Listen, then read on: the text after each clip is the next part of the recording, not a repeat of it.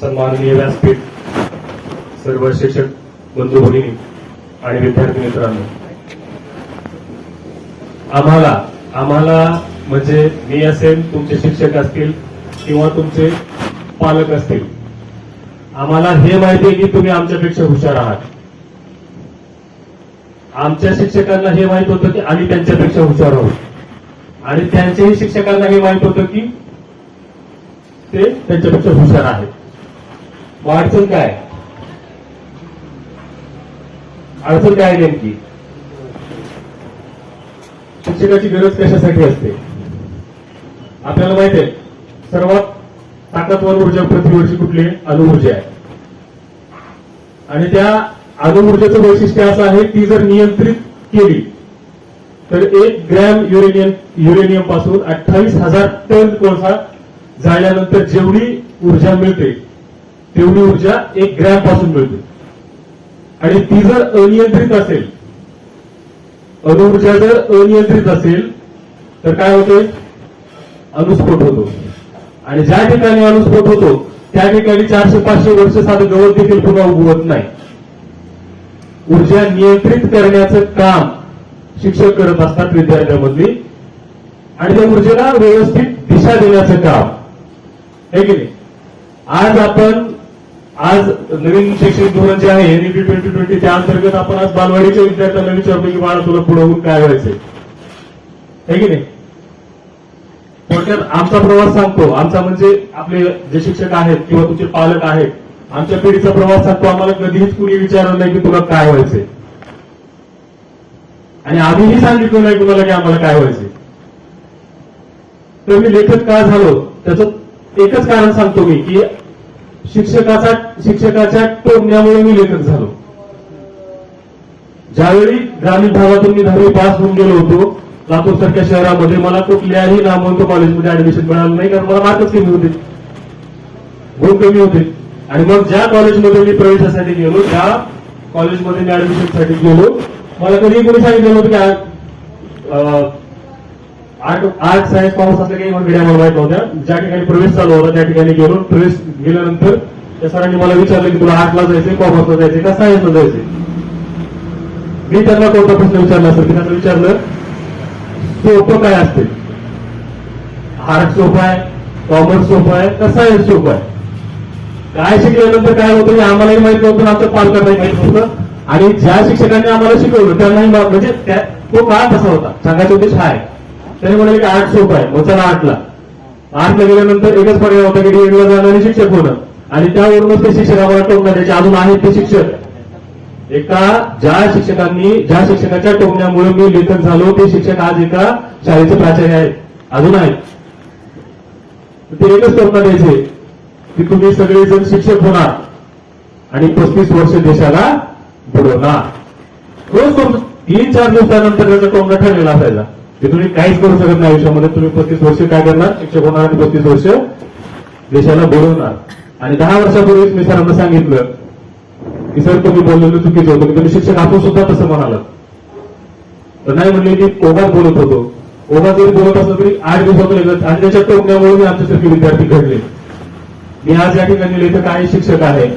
आणखी जे विद्यार्थी आहेत माझ्यासोबतचे, आणखी जे माझे मित्र आहेत, कोण ज्वेलर आहे, कोण रजिस्ट्रार आहे, कोण एमपीएससीची परीक्षा देऊन कोणी क्लास 1 ऑफिसर आहे.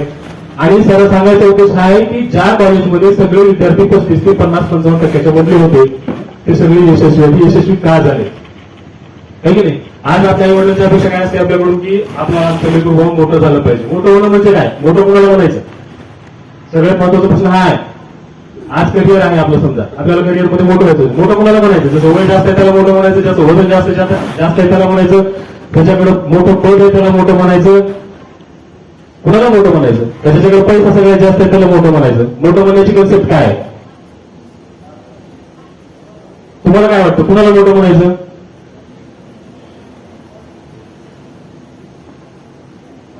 साधी सोपी आणि सरळ व्याख्या सांगतो, जे आजपर्यंत तुम्हाला कोणी सांगितलं असेल मोठं होणं म्हणजे काय. मोठं होण्याची साधी व्याख्या आहे, सिंपल व्याख्या आहे. आणि ज्या जगातल्या सगळ्या मोठमोठ्या गोष्टी असतात त्या साध्याच असतात.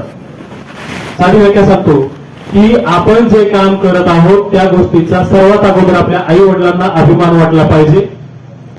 आपल्या शाळेला, आपल्या शिक्षकांना अभिमान वाटला पाहिजे, आपल्या गावाला अभिमान वाटला पाहिजे, तालुका, जिल्हा, राज्य, देश आणि जग ह्या टप्प्याटप्प्यानं आपल्याला पुढे जायचे, ते म्हणजे मोठं होणं. घरापासून सुरुवात करायची. घरात आपल्या आई वडिलांना आपण जे करतो त्याचा अभिमान वाटला पाहिजे, शाळेत शिक्षकांना अभिमान वाटला पाहिजे, गावाला अभिमान वाटला पाहिजे, तालुक्याला अभिमान वाटला पाहिजे, जिल्ह्याला अभिमान वाटला पाहिजे, राज्याला. सगळ्यांना तिथपर्यंत जाता येणार नाही, सगळे काही जागतिक दर्जाचे तज्ञ होतील असं नाही, परंतु आपण प्रयत्न करायचा त्याच्याप्रमाणे मोठं व्हायचा. आणि मग करिअर निवडायचं स्वातंत्र्य तुम्हाला आहे. करिअर तुम्ही निवडणार आहोत, कोणत्या क्षेत्रात जाणार, पण मी तुमचा फक्त पाया तयार करतोय की मोठी माणसं मोठी का होतात. कारण कारण असेल की नाही, एकाच शाळेतून शिकलेले सगळे विद्यार्थी एकाच ठिकाणी जातात का, एकाच पदावर जातात का, नाही. आता आपल्याला माहिती आहे डॉक्टर बाबासाहेब आंबेडकरांचं आपण नाव घेतो, मोठमोठ्या विद्वान लोकांचं नाव घेतो, त्याचे क्लासमेट कुठे, त्यांचं कुणाचं नाव येते का. एकाच शाळेत एकच पुस्तक शिकलेले सगळे विद्यार्थी सारखे काय नसतात, मोठी माणसं नेमकं करतात काय ते सांगणार आहे मी तुम्हाला. 10 गोष्टी आहेत अशा, त्याला म्हणतात जीवन मूल्य, जीवन कौशल्य. आणि हे जीवनचे कौशल्य जे आहेत, तुम्ही जपानमध्ये गेलात तरी ते शिकवले जातात, फ्रान्समध्ये गेलात तरी ते शिकवले जातात, कारण युनेस्को नावाच्या आंतरराष्ट्रीय संस्थेने निश्चित केलेली आहे. आणि प्रत्येक मोठ्या माणसामध्ये तुम्हाला ही 10 जीवन कौशल्य पाहायला भेटतील.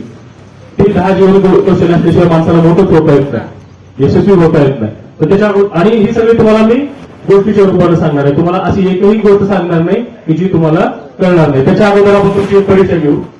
मला सांगायचं होतं की 8 तास काम करावं कोणाला वाटतंय, म्हणजे ज्यावेळेस आपण पुढे जाऊ भविष्यामध्ये कोण कोण होणार आहे हे मी विचारणार नाही. 8 तास काम कोण करू शकते हात वर करायचं. दिवसभरातले 8 तास काम करू शकतं. आपल्याला वाटतं की आपण 8 तास काम करू शकतो दिवसभरातले. दिवसभरात तास किती असतात, 24 तास असतात. 24 तासापैकी 8 तास काम करू शकू बाबा आपण, असं किती जणांना वाटतंय.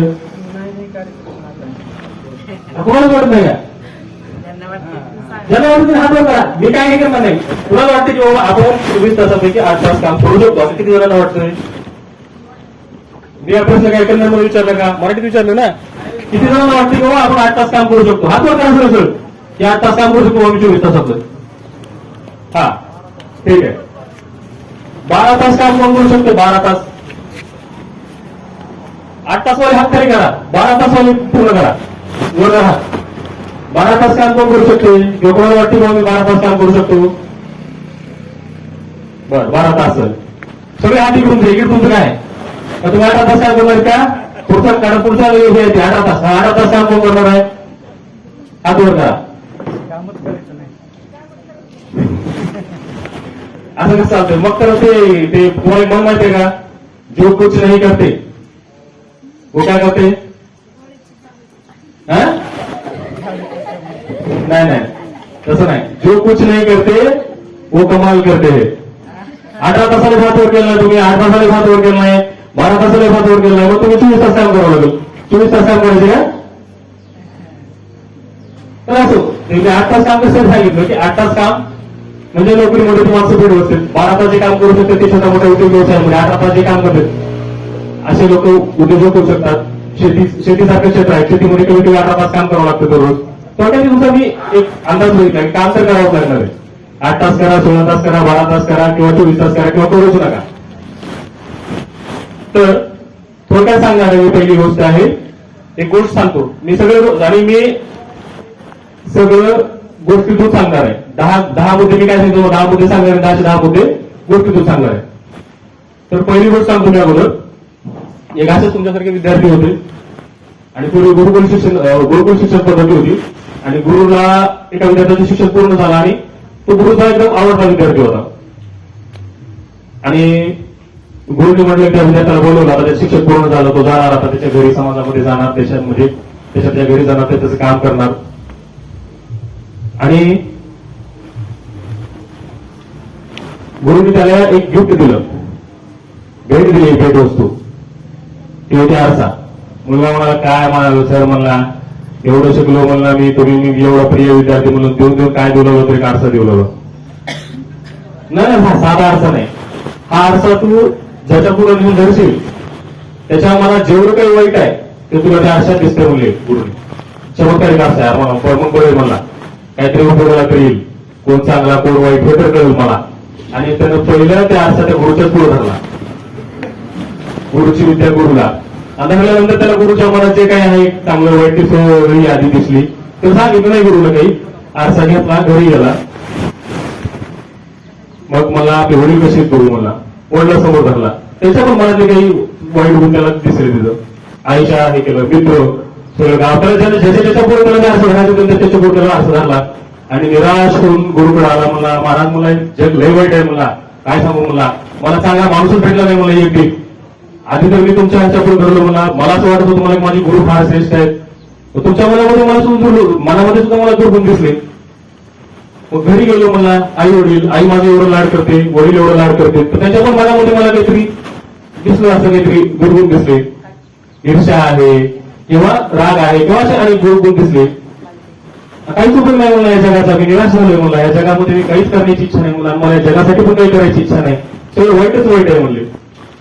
गुरु म्हणले येड्या थांब म्हणले 2 मिनिट. आणि त्या आरसा त्याच्या समोर धरला. स्वतःच्या त्या मुलाच्या समोर आरसा धरला. त्याच्या मनात असा एकही कोपरा शिल्लक नव्हता की ज्याच्यामध्ये वाईट गुण नाही. गुरु म्हणले की आरसा मी तुला तुझ्यातले वाईट गुण चांगले गुण बनण्यासाठी दिलेला होता. वाईट गुण बनण्यासाठी. तू जगातले वाईट गुण नको बघू. जग किती वाईट आहे याच्यामुळे आपल्याला काही फरक पडणार आहे का? आपण किती चांगले आहोत याच्यामुळे फरक पडणार आहे. आणि सांगितलं की दररोज सकाळी उठल्यानंतर त्या अक्षात बघत जा. तुझ्यातले जे काही वाईट गुण असतील ते त्याच्यामध्ये दिसतील. ते हळूहळू टप्प्याटप्प्याने काय करत जा, कमी करत जा. याला म्हणायचं स्वतःची जाणीव. आपण कोण आहोत, आपण काय करायला पाहिजे आणि काय करतोय. हा झाला पहिला मुद्दा. पहिली गोष्ट स्वतःची जाणीव झाली पाहिजे आपल्याला की आपल्याला काय करायचं, आपल्याला भविष्यात काय करायचं, आपण काय करतोय आणि आपल्याला काय करायचंय. ही गोष्ट आहे. पुढचा मुद्दा ती तुम्हाला वाळवंटातल्या 2 मित्राची गोष्ट बहुतेक सरांनी सांगितली असेल, बऱ्याच दिवशी ऐकली असेल किंवा असेल. मी डबल सांगतो, रिपीट करतो. 2 मित्र वाळवंटातून जात होते आणि वाळवंटातून जात असताना दोघांचं भांडण झालं. आणि भांडण झाल्यानंतर एका मित्रानं दुसऱ्याला चापट मारली. राम आणि श्याम नाव असतो आपण त्याचं. रामने श्यामला चापट मारली. काहीतरी भांडण झालं, कंटाळा झाला. रामनं खाली बसला, श्याम खाली बसला आणि श्यामनं वाळूमध्ये लिहिलं की माझ्या मित्रानं मला आज चापट मारली. आणि दोघं चालू लागले, कारण पर्याय नव्हता. सोबतीनं जायचं होतं. आणि असं पुढे जात असताना वाळवंटामध्ये भोवरे असतात, त्याच्यामध्ये वाळू असते. वाळूमध्ये जर पाय घुसला तर माणूस पूर्ण त्या भोवऱ्यामध्ये खाली खोल घुसत जातो. आणि नेमकं एवढं थोडं पुढे गेल्यानंतर श्याम त्या भोवऱ्यामध्ये फसला. आणि फसल्यानंतर रामनं त्याला प्रयत्न करून त्या भोवऱ्यातून वाचवलं. आणि ही गोष्ट त्या श्यामनं कशावर लिहिली, दगडावर कोरून लिहिली. माझ्या मित्रानं आज माझे प्राण वाचवले. फक्त रामला कळलं नाही की मला मी तुला मारली चापट, तू ती वाढत लिहिलीस. मी तुला मदत केली, ती तू कशावर लिहिलीस, दगडात लिहिलीस. असं का बरं केलंस तू? त्यावेळी रामनं सांगितलं की ज्या गोष्टी आपल्याला विसरायच्या असतात, तुम्हाला मारली ती गोष्ट मला विसरायची होती म्हणून मी ती वाढून लिहिली. वाढून लिहिलेली टिकते का? नाही. वाढून दिलं काय होतंय, वार आलं की पुसून जाते.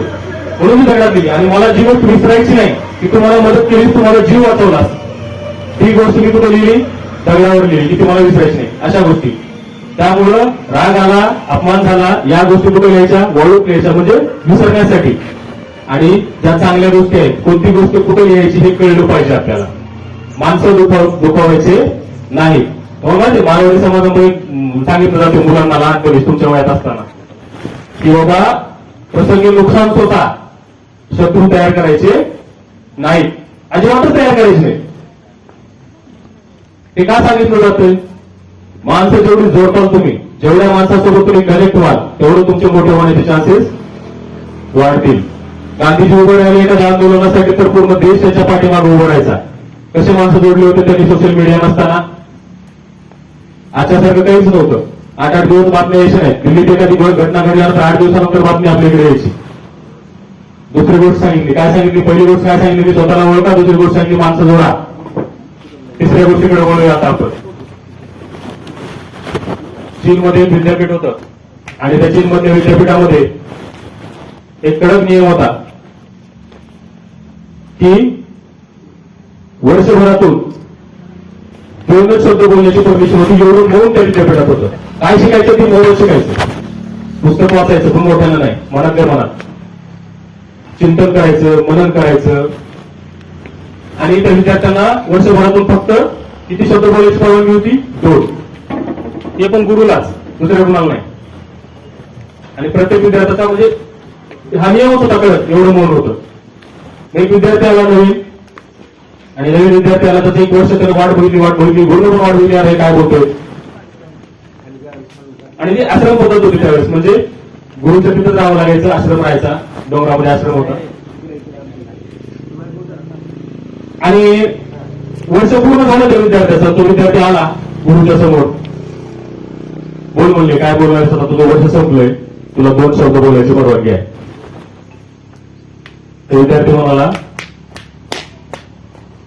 बिछाना आहे मला, झोप म्हणजे झोपायचा जो बिछाना होता, तो बिछाना टोचतोय. 2 शब्द होते त्याचे, काय, ज्या बिछाण्यावर मी दररोज झोपतोय तो काय होतोय, टोचतोय. 2 शब्द, बिछाना टोचतोय. गुरुजी म्हणजे ठीक आहे जा. परत 1 वर्ष मग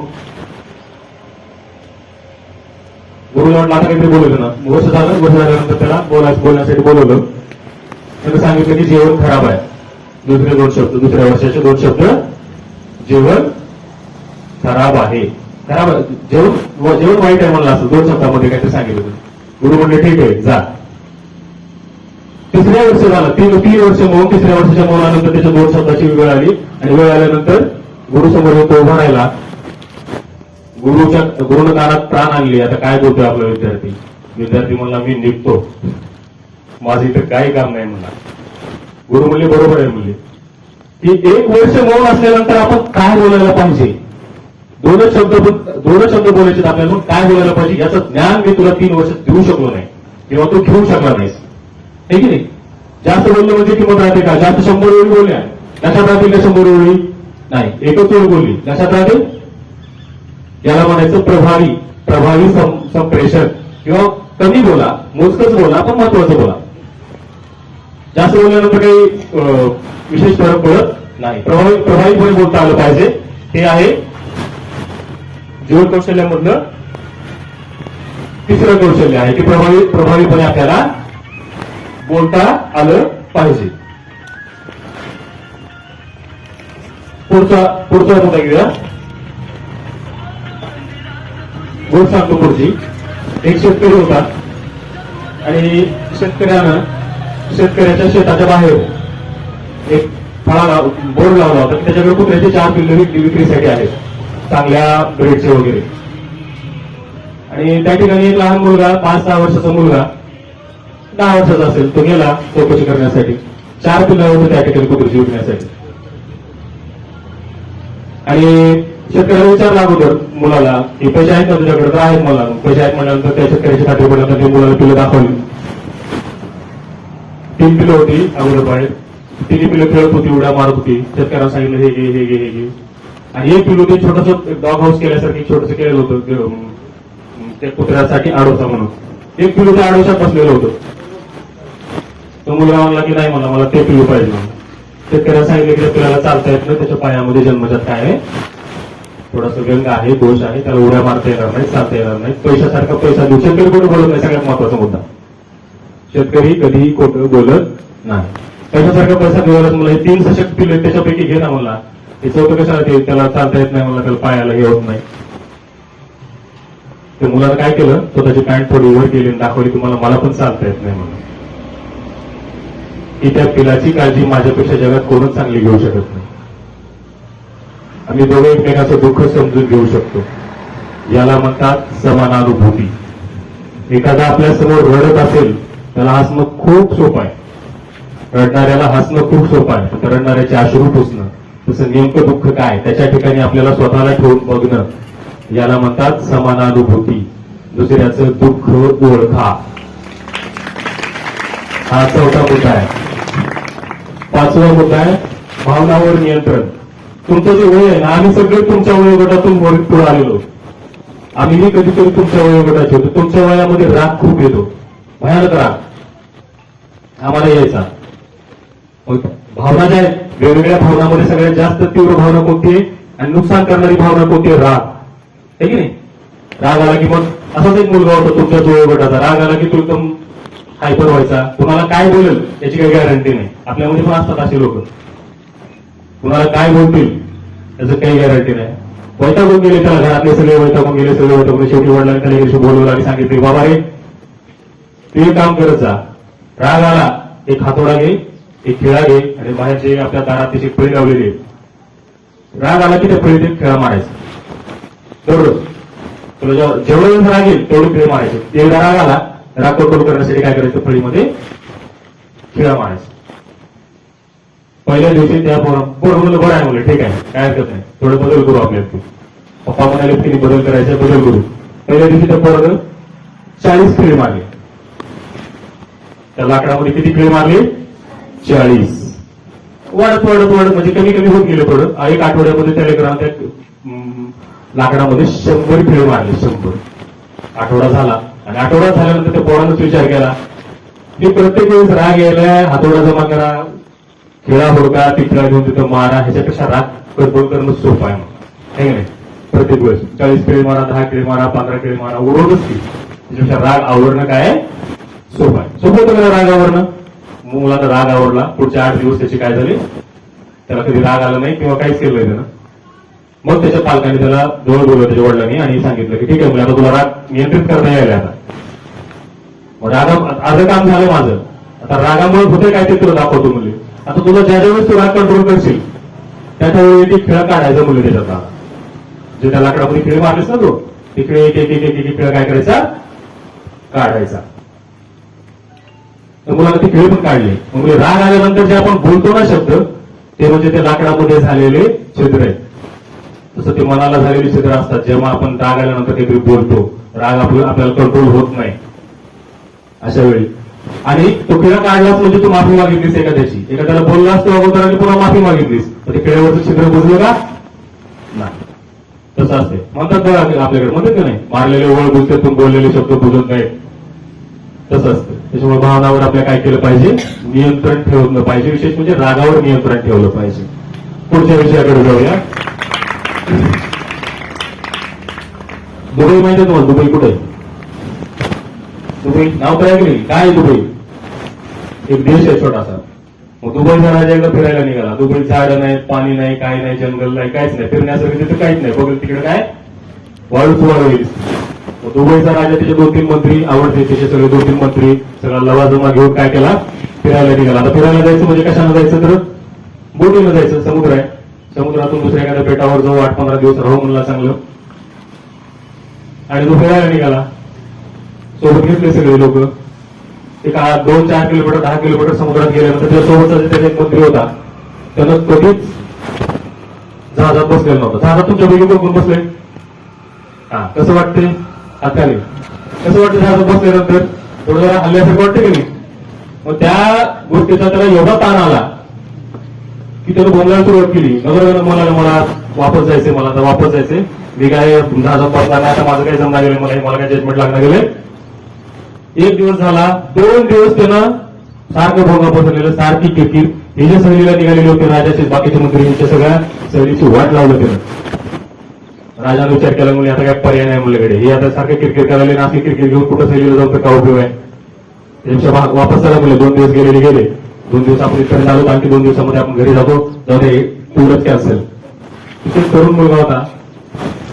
तरुण मुलगा म्हणाला की नाही, मला महाराज मी ट्राय करू का, मी समजू का त्याला? इथं मी समजवल्यावर तर समजते, पण मी काय करायला ते मला पूर्ण स्वातंत्र्य द्यायचं, कुणी मला डिस्टर्ब करायचं नाही, कुणी मला विचारायचं नाही की असं का करायलाच म्हणून. म्हणजे ठीक आहे, समजव बाबा तू. त्यानं काय केलं, 2 नोकरांना बोलवलं आणि त्याला सरळ सरळ उचललं आणि समुद्रात फेकलं. ते बुडायला लागलं. 2-3 वेळेस ते खाली वरी झालं. गोच्या बसल्या त्याला 2-3. त्याला बाहेर काढलं, मग पुन्हा बोटीवर आढळला. त्याला विचारलं आता कसं वाटतंय? ते मला आता चांगलं वाटतंय. पहिले चांगलंच वाटत होते. तू जरा समुद्राची जरा बोटी घेत असेल एक टेस्ट, मग तुला कळलं की समुद्रापेक्षा कुठं सुरक्षित आहे, बोटीवर सुरक्षित आहे. नको त्या गोष्टीचा आपण बऱ्याच वेळेस काय करत असतो, ताण घेत असतो. तर त्या ताणतणावाचं आपल्याला समायोजन करता आलं पाहिजे. ताण येतच, ताण तर येणार. माणूस म्हटल्यानंतर कुठल्याही गोष्टीचं टेन्शन येते की नाही? माझ्या पहिल्या लेकराला पण वाटतं की यार मला टेन्शन आले नंतर अभ्यासाचं टेन्शन आले. ताण घेतला नाही पाहिजे, ताणतणावाचं समायोजन केलं पाहिजे, ताण कंट्रोल केला पाहिजे. चला पुढचा मुद्दा 7वी गोष्ट आहे संधी. थोडक्यात चिकित्सक विचार कसे असतात ते सांगणारी गोष्ट आहे. एक राजा होता. आज आपल्याला कॅमेरामुळे मोबाईलमुळे एवढं सुविधा झालेली आहे की 30-40 वर्षापूर्वी किंवा 100-200 वर्षापूर्वी आपल्याला कोणाचे फोटो आहेत का, आपल्या आजोबा पणजोबा किंवा त्याच्या अगोदरचे फोटो आहेत का? नाही.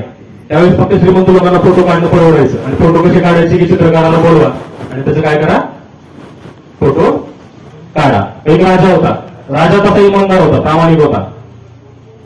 तर त्या राजाची अडचण अशी होती की त्या राजाला एक पाय नव्हता आणि एक डोळा नव्हता.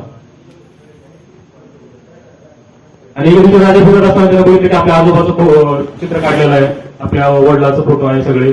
आपले ज्यावेळेस नातू बनतो किंवा आपल्या मुलांना ज्यावेळेस आपण कसे होतो हे बघायचं असेल तर आपलं एखादं चित्र काढून ठेवायला पाहिजे हो. आणि म्हणून त्यानं गावात राज्यातल्या सर्व चित्रकारांना काय करायचं ते सांगितलं नाही, फक्त सांगितलं की चित्रकारांना बोलवलं, निमंत्रण आहे, एक चित्र काढायचंय. आणि ते चित्र काढण्यासाठी राज्यातले सगळे चित्रकार बोलवले, 100-200 चित्रकार बोलवले. आणि 100-200 चित्रकार त्या ठिकाणी जमा झाले. राजाला सांगितले की बाबा मला माझं चित्र काढायचे. सगळ्या चित्रकारांनी विचार केला, चित्र काढायचे, फोटो तर काढता येत नाही, राजाला तर एक पाय नाही, एक डोळा नाही, चित्र कसं काढायचं? आणि चित्र जर खराब झालं समजा, राजा आपल्याला शिक्षा देईल. म्हणून काही ना काही निमित्त सोडून सगळे चित्रकार तिथून पसारा झाले. एकच राहिला होता शिल्लक माल. राजा म्हणला बक्षीस वाढव, बक्षिसाची रक्कम वाढवतो म्हणला मी. काय 5,000 10,000 सोडणं कुठं ते वाढवतो म्हणला. चित्र तर काढावं लागणार मला, चित्र तर मला काढण्याची खूप इच्छा आहे. मग ते चित्रकार तयार झाला त्या पैशावर.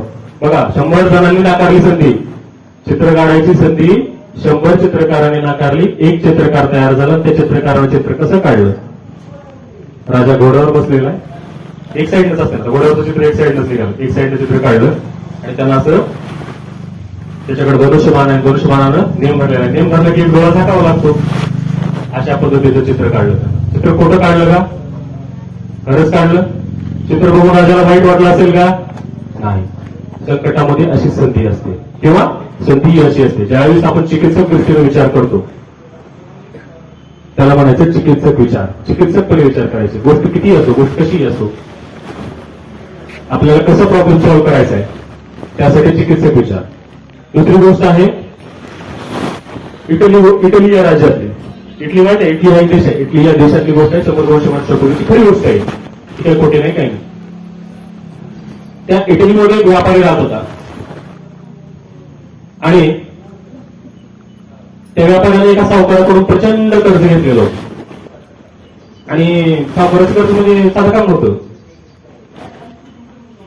सावकार काय करायचं, एका महिन्याचे 4 महिने करायचे. कोणते सावकार? कुठलाही.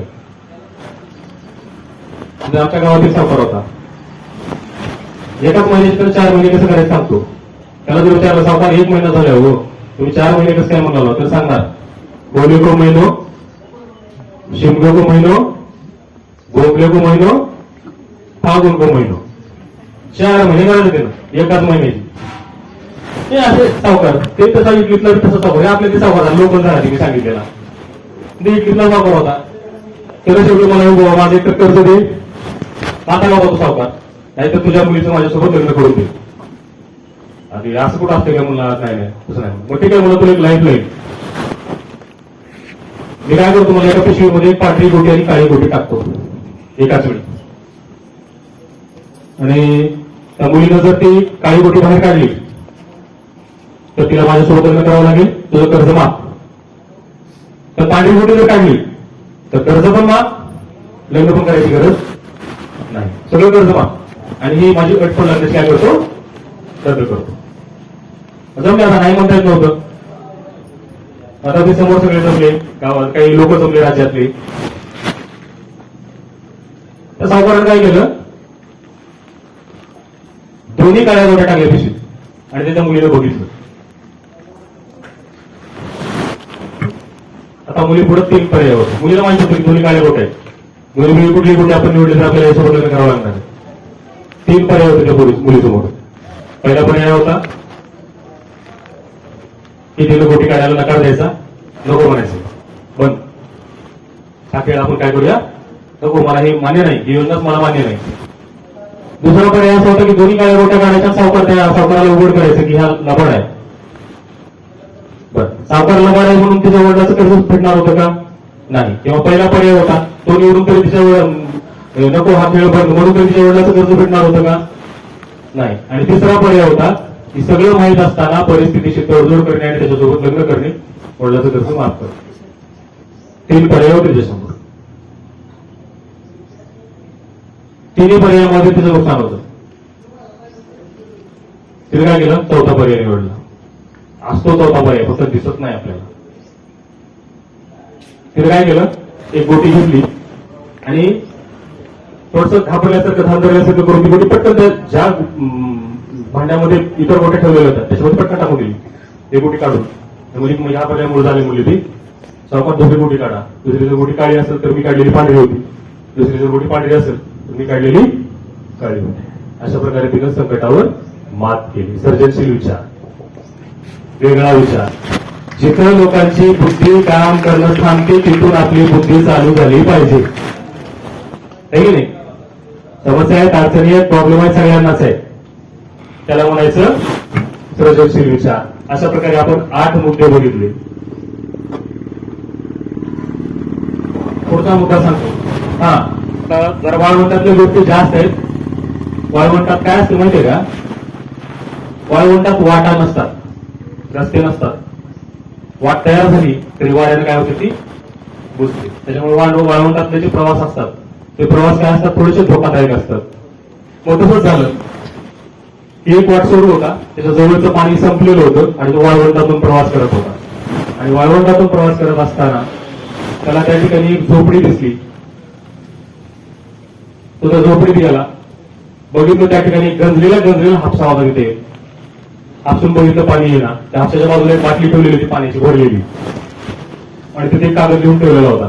मेसेज होता, संदेश, की तुम्हाला तहान भागवायची असेल तर या बाटलीतलं पाणी पिऊ शकता, पण हापसा जर चालू करायचा असेल तर ह्या बाटलीतलं पाणी त्या हापशात टाकावं लागेल.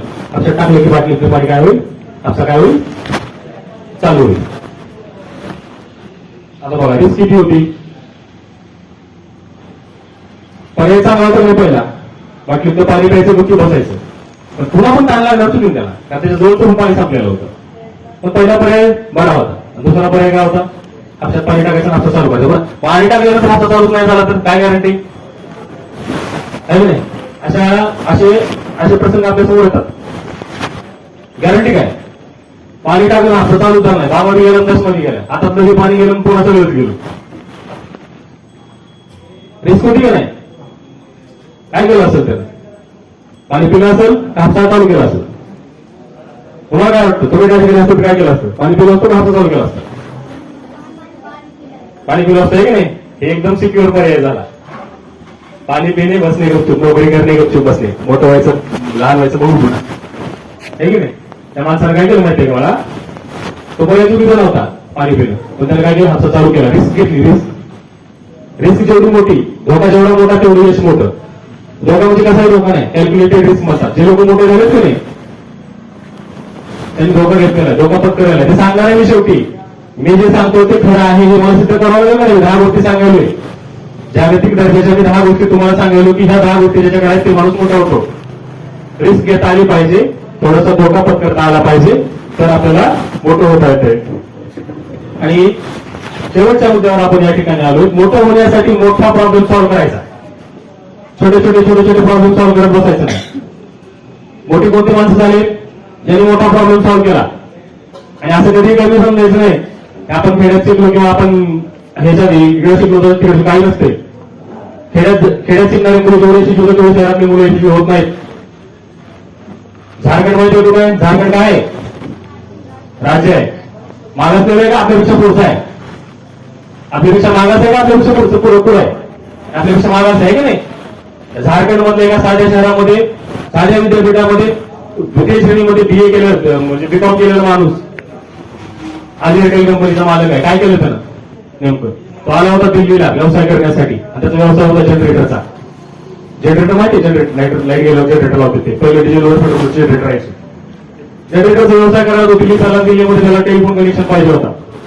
टेलिफोन कनेक्शन साठी त्यानं MTNL म्हणजे ती महानगरामध्ये जे टेलिफोन सेवा देते MTNL मध्ये अर्ज केला.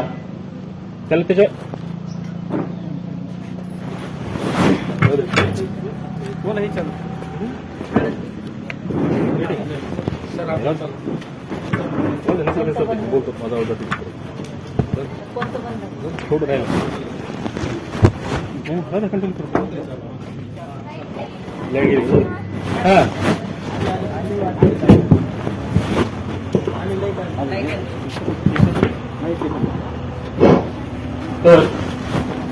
त्याला एमटीएनएल मध्ये अर्ज केला की मला टेलिफोन पाहिजे, व्यवसाय करायचं म्हणलं की टेलिफोन लागतं, टेलिफोनसाठी अर्ज केला त्याला त्यावेळेस त्याला 30,000 रुपये लागले. कधी 1991 ची गोष्ट आहे. त्याने विचार केला की साध्या टेलिफोनसाठी त्यावेळेस म्हणजे 2 एकर जमीन यायची त्या भावामध्ये, मग आता कोणता भाव पडला बघा, त्याला जवळपास 30-40 लाख रुपये पडल्यासारखं पडलं त्याला. त्याने विचार केला की प्रॉब्लेम खूप मोठा आहे, संदेशवहनाचा प्रॉब्लेम खूप मोठा आहे, जग एकीकडे मोबाईल. आणि त्यानं सुरुवातीला प्रयत्न करून फक्त दिल्ली शहरापुरता मोबाईलचा परवाना आणला, टावरचा. आणि आज जी एअरटेल कंपनी आहे की नाही, मोबाईल क्रांतीची खरी सुरुवात या कंपनीने केली होती. मोबाईलमध्ये इंटरनेट पहिल्यांदा या कंपनीने दिलं होतं, एअरटेल कंपनीने.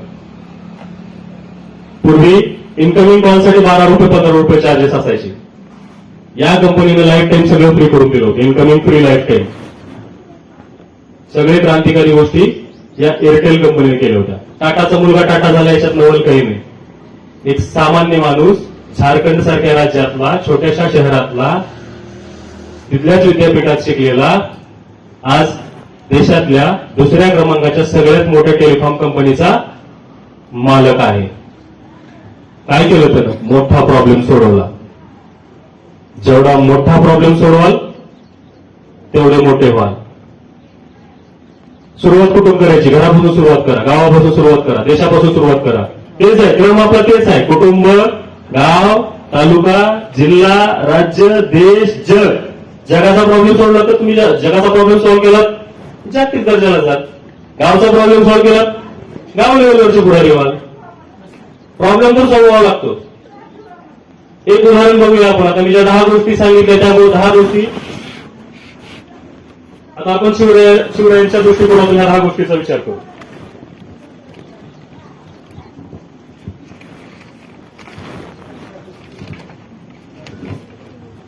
स्वतःला ओळखा. हे काय सांगितलं होतं पहिला मुद्दा काय सांगितलं होतं? स्वतःला ओळखा.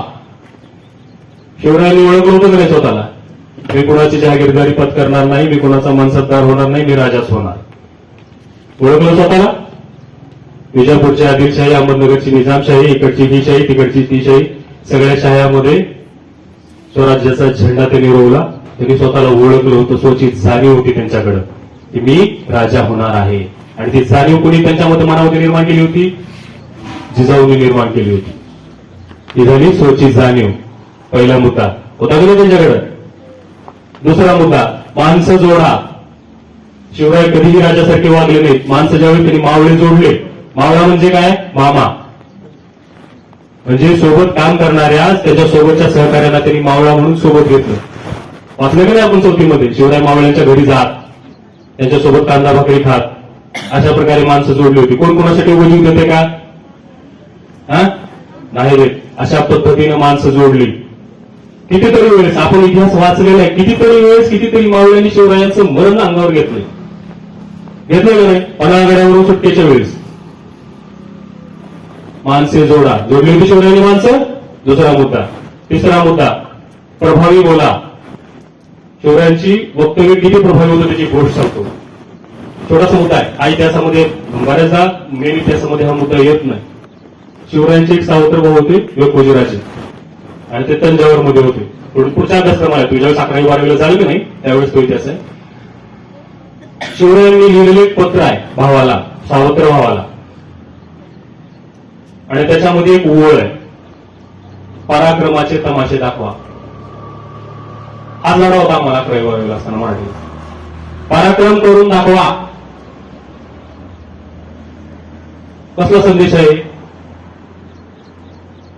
कारण त्याचं काहीतरी जमिनीच्या याच्यावर काहीतरी चालू होतं, म्हणजे राज्याच्या वाटणीवर काहीतरी चालू होतं. त्यावेळेस त्यांनी तसा कडक संदेश दिला. शिवरायांचं जे पत्र आहे बघा तुम्ही, त्याच्यामध्ये भाषा कशी येते. शिवरायांची सही बघितली तुम्ही? बरेचसे पत्र आहेत. पत्रव्यवहार जो जुना आहे प्रसिद्ध झालेला, तो पुस्तक आवर्जून बघा, त्याच्यामध्ये आहे. त्यानंतर 4था मुद्दा आहे समानानुभूती. शिवरायांना दुसऱ्याच्या दुःखाची जाणीव होती, स्वतःला त्याच्या ठिकाणी ठेवून बघायचे. कोण म्हणाले? शत्रूच्या सुनेला आई म्हणणारा राजा होता का इतिहासात कुठं? दुसरा कुठला राजा आहे का त्याच्यानंतरही नाही, म्हणून त्यांच्या अगोदर पण नव्हता. काय म्हणजे कल्याणच्या सुभेदाराच्या सुनेला, अशीच आमची आई असती सुंदर रूपमती, आम्ही सुंदर झालो असतो, वंदे छत्रपती. त्याच्या आधी कोणी म्हटलं होतं का? नाही. रयतेचं दुःख त्यांना माहित होतं, शत्रूचं देखील दुःख त्यांना माहित होतं. शत्रूचं दुःख माहित असणारा राजा म्हणजे काय साधा झाला का? समानानुभूती. दुसऱ्याच्या ठिकाणी स्वतःला ठेवून ते विचार करू शकत होते, म्हणून ते मोठे होते. भावनावर नियंत्रण. आग्र्याची सुट्टा माहिती आपल्याला. आग्र्यात बादशाह अपमान केला, रागाला नियंत्रण करणं गरजेचं होतं. तिथं जर रागाचा जर पारा तुटला असता का, नेहरू बरोबर होतं, संभाजीराजे बरोबर होते, त्या ठिकाणी राग कंट्रोल करणंच गरजेचं होतं, त्याच्या पलीकडे जाणं गरजेचं होतं. भावनावर नियंत्रण ठेवलं. ताणतणावाचं समायोजन. पोलादी पहार वाकवणाऱ्या अफजल खानाच्या मिठीत मान देणं, त्याच्या बगलेत मान देणं, यापेक्षा तणावपूर्ण स्थिती देशाच्या कुठल्या राजाला अनुभवली का? राजे होते, लांबून लढाया करायचे, दुसऱ्याला सांगून लढाया करायचे. शत्रू कोणता? साधा नव्हता. पोलादी पहार, आपल्या इतिहासातच सांगतो ना मी, इतिहासाचं वर्णन आहे त्याचं. पोलादी पहार तो काय करायचा? हातानं वाकवायचा आणि त्याच्या शत्रूच्या बगलीत मान द्यायची. काय ताण असेल त्या छत्रपती शिवरायांचा त्यावेळेस. कसं समायोजन केलं असेल आणि त्याच्यामधून समायोजन करून त्या शत्रूचा तरी कोथळा बाहेर काढला. ताणावर त्यांनी काय केलं? नियंत्रण मिळवलं. पुढचा मुद्दा आहे चिकित्सक विचार. भविष्याचा विचार केला त्यांनी. जमिनीवरचे शत्रू त्याच्याशी लढून संपले, समुद्रातले शत्रू सुरू झाले, आरमार उभा केलं, बोटी उभा केल्या, पोर्तुगीजांना सेवा दिला, डचांना सेवा दिला, इंग्रजांना सेवा दिला आणि भारतीय आरमाराचे जनक म्हणून आज आपण शिवाजीराजांना ओळखतो. हा गुण त्यांच्याकडे होता. त्यानंतर सृजनशील विचार. किल्ले बांधताना शिवरायांचे आज्ञापत्र माहिती आहे? पर्यावरणाविषयी आज्ञापत्र आपल्या पुस्तकात पण असेल कदाचित. त्यांनी काय सांगितलं होतं की झाडं तोडताना विचार करून तोडा, परवानगीशिवाय झाडं तोडायची नाही. झाड कधी काही 1-2 वर्षामध्ये तयार होत नाही. झाड तयार होण्यासाठी 20 वर्ष लागतात, 25 वर्ष लागतात. प्रजेची परवानगी असेल तरच झाड तोडायचं. प्रजेनं मुलासारखी ती झाडं जपलेली असतात. बिना परवानगी काही झाड वगैरे तोडायचं नाही. त्याच्याकडे सृजनशीलता होती, पर्यावरणाविषयीची जाणीव त्यांना त्या काळात होती, 16व्या-17व्या शतकात. पुढचा मुद्दा आहे पन्हाळ्यावरून सुटका. निर्णय क्षमता होती त्यावेळी. निर्णय चुकला असता, शत्रूनं पाठलाग शत्रूचं क्षमता ओळखण्यामध्ये जरा जरी कमी जास्तपणा झाला असता तर पन्हाळ्यावरून सुटका शिवरायांची शक्य नव्हती. समस्या सोडवणे. एकीकडून आदिलशाह, दुसरीकडून निजामशाह, मुघल बादशाह, समुद्रातून पोर्तुगीज, डच, एवढ्या सगळ्या शत्रूंना एकाच वेळी तोंड देणं.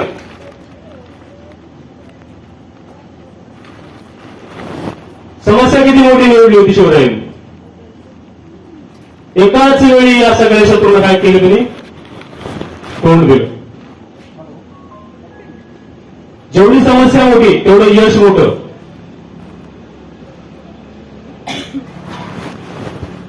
कुठलाही महान व्यक्ती म्हणाले मी काय फक्त शिवरायांपुढे सांगत नाही. जगात जे कोणी महान झाले, देशात जे कोणी महान झाले, त्याच्यामध्ये तुम्हाला 10 गुण सापडतील. जे 10 गुण मी तुम्हाला सांगितले, 10चे 10 गुण आपल्यामध्ये पाहिजे. तुम्हाला मोठं होण्यापासून कोणी रोखू शकत नाही. बाबासाहेब आंबेडकरांचं शिक्षण एवढं होतं ते आरामात आयुष्य जगू शकले असते. समस्या मोठी निवडली तरी दीन, दलित, दुबळे, वंचित यांचं कल्याण केल्याशिवाय त्यांना स्वस्थ बसायचं नव्हतं. समस्या किती मोठी निवडली त्यांनी. आणि पूर्ण उपेक्षित समाजाचं असेल, वंचित समाजाचं असेल, त्यांनी कल्याण केलं. महात्मा गांधी असे सगळे उदाहरणे. म्हणून सांगतो, मोठे व्हा, नुसतं मोठं होऊ नका. आपण या सर्व महान आत्म्यांच्या विचाराचे वारसदार आहोत. समाजाला परत देण्यासाठी ज्या समाजामध्ये 3 गोष्टी आहेत. हिरो कुणाला म्हणता तुम्ही तुमच्या आयुष्यामध्ये हिरो कुणाला म्हणता? 3च गोष्टी सांगणार की तिघाला हिरो म्हणायचे. 3 सोडून कोणी हिरो नाही जगात. पहिले आई वडील आपले हिरो आहेत. दुसरे आहेत शिक्षक, म्हणजे होऊन गेलेले असतील किंवा आणखी पुढे येणारे शिक्षक असतील. दुसरे शिक्षक आहेत, कारण हे 2 असे असतात की जे तुमचं कधीच वाईट चिंतत नाही. आणि तिसरा हिरो आहे समाज, जो आपल्याला विकासाच्या संधी उपलब्ध करून देणार. त्या 3 गोष्टीला कधीच विसरायचं नाही. तुम्ही कुठेही जा, कितीही मोठे व्हा, पे बॅक टू सोसायटी. ज्या समाजामध्ये आपण मोठे होतो, जो समाज आपल्याला मोठं करतो, त्या समाजासाठी परत या. तुम्ही जे काही समाजामधून मिळवाल ते त्या समाजाला द्या. एवढं बोलून मी या ठिकाणी माझे 4 शब्द संपवतो. प्रॉमिस करा स्वतःला की मला मोठं व्हायचंय आणि मोठं व्हायचा मार्ग हा आहे. चांगल्या चांगल्या मोठ्या मोठ्या माणसाचे चरित्र वाचा, विचार वाचा. अनुकूल परिस्थितीमध्ये राजाचा मुलगा राजा झाला, याच्यात नवल काय आहे की नाही? टाटाचा मुलगा टाटा झाला, बिर्लाचा मुलगा बिर्ला झाला, अंबानीचा मुलगा अंबानी झाला. काय त्याच्यात नवल काय? शून्यातून ज्याने विश्व निर्माण केले ना, अशा लोकांची चरित्र वाचा. कळतं की किती अडचणीतून ते पुढे गेलेले. सेम तुमच्या ठिकाणी मी 25 वर्षापूर्वी होतो. तुम्ही ज्या जसे आज बसलेत, माझी शाळा शुभकमची शाळा होती. अंबाजोगाई तालुक्यामध्ये ममदापूर या ठिकाणी माझं 10वीपर्यंत शिक्षण झालंय. मीही असंच व्याख्यानातून लक्षात घडत गेलो, आम्ही असंच घडत गेलो. एक जरी गोष्ट आजच्या ह्याच्यात तुम्हाला कळली ना, तुमचं आयुष्य नक्की बदलणार. आयुष्य बदलण्यासाठीच अशा प्रकारचे उपक्रम शाळा आयोजित करत असतात. मी माझे या ठिकाणी 2 शब्द संपवतो. जय हिंद, जय महाराष्ट्र.